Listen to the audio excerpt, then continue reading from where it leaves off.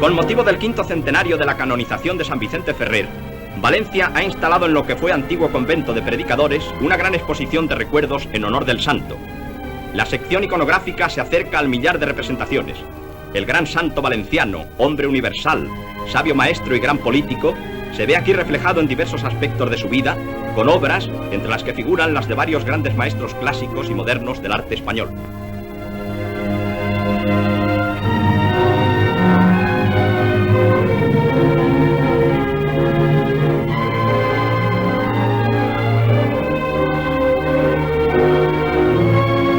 Los ornamentos de Peñíscola, con los que según la tradición celebró misa San Vicente Ferrer. Esta Biblia es reliquia de los dominicos de Salamanca y contiene anotaciones de mano suya. La exposición constituye un alarde cultural y artístico de documentación vicentina.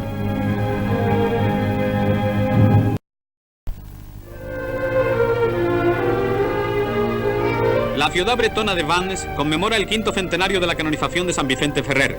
Se guarda aquí piadosamente el recuerdo del santo con la casa donde él muriera en 1419 y numerosos recuerdos del valenciano universal, que ascendió a los altares por su piadosa y milagrosa vida y su ardorosa predicación de la fe.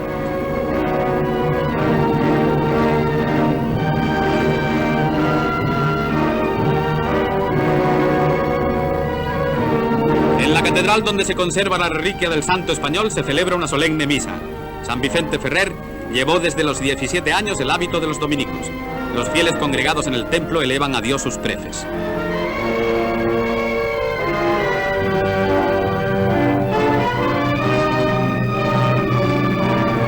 Se organiza una procesión en la que son llevadas en anda las reliquias y una imagen del santo.